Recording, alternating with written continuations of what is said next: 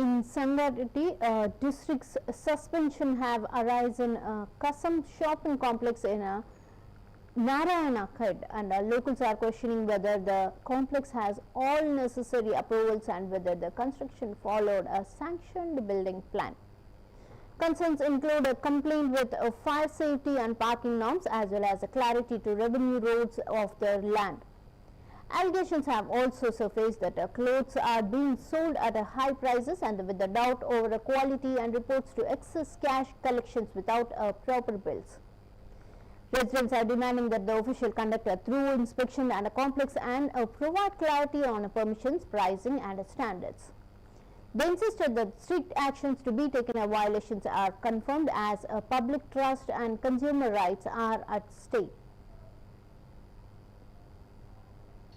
ఉన్నటువంటి సంబంధించినటువంటి మాలకు ఏతున్నాయో అక్కడ ట్రాఫిక్ సమస్య ఎక్కువగా అవుతా ఉంది. టెంపుల్కి బస్ స్టాండ్ నుంచి టెంపుల్కి వెళ్ళేటటువంటి రోడ్లు జీబీమాలు అట్లా సంబంధించినటువంటి కాసం అక్కడే ఉండడంతో ట్రాఫిక్ మొత్తం కూడా ఆగిపోయేటువంటి పరిస్థితి. దాంతోపాటు ఫుట్పాత్లు మొత్తాన్ని కూడా ఆక్రమించి కడతా ఉంటే గ్రామ పంచాయతీ అధికారులు సోద్యం చూస్తున్నారు. ఎంఆర్ఓ కనీసం పట్టించుకునే పరిస్థితి లేదు.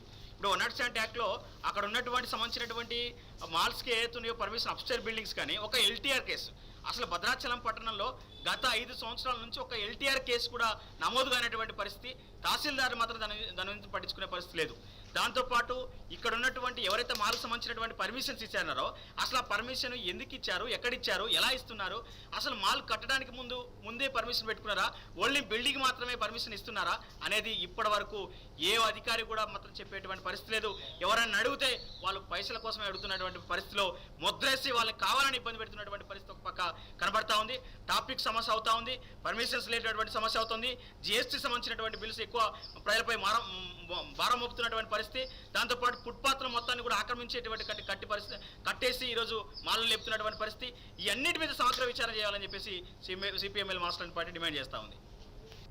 ఉన్నటువంటి